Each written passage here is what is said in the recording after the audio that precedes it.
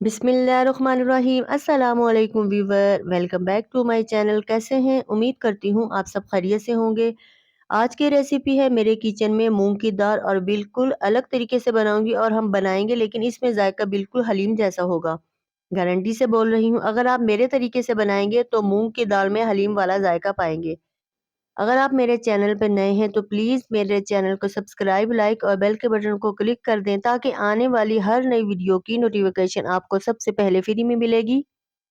आप मेरे साथ रहिएगा और मेरी पूरी वीडियो फॉलो करा करें, कोई चीज़ मिस मत कीजिएगा।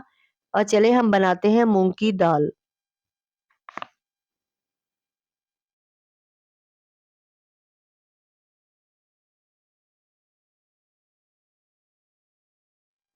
दाल मैंने ली है 1 पाव, इसको अच्छी तरह मैंने साफ कर लिया। अब इसको भिगो के मैं रख दूंगी। और ये मैंने मसाले लिए हैं, 2 टेबल स्पून मैंने लिया सुरख मिर्ची, हाफ टी स्पून नमक, हाफ टी स्पून हल्दी और अजीनोमोटो भी हाफ टी स्पून ही है। और ये दाल में डालेंगे, बहुत अच्छा जायका आएगा इसका। और ये हम तड़का लगाने के लिए सफ़ेद जीरा लिए हैं और प्याज। और ये लिए है काली मोटी इलायची, लौंग और काली मिर्ची। पानी मैंने गर्म होने के लिए रख दिया था। ये सारे मसाले डाल रही हूँ और हमने दाल ली है 1 पाव और पानी मैंने लिया है 1 केजी के करीब।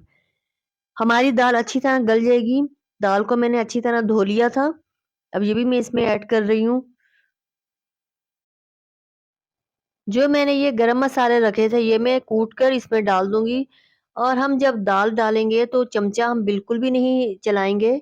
चमचा अगर दाल में हम चमचा जितना चलाते रहेंगे हमारी दाल बिल्कुल भी नहीं गलेगी। सिर्फ जब भी दाल पकानी हो सिर्फ 2 दफा चमचा चलाना चाहिए। अब ये मैं मसाला मैंने इसमें ऐड कर दिया तो अभी नहीं मैं चमचा चलाऊंगी, थोड़ी देर में।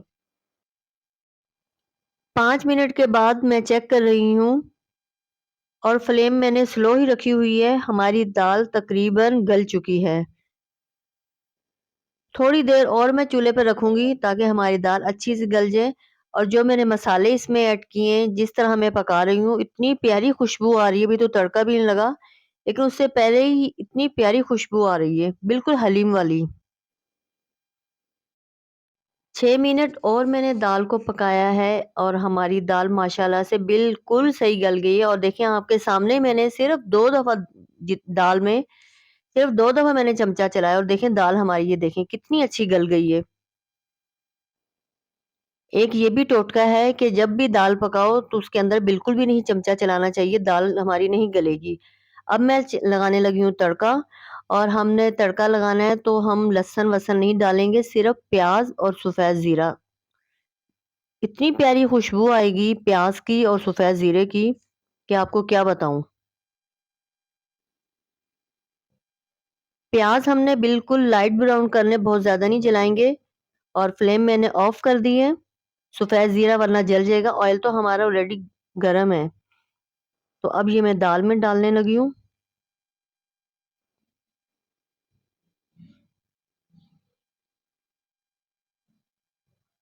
डाल के हम फौरन ढक्कन दे देंगे।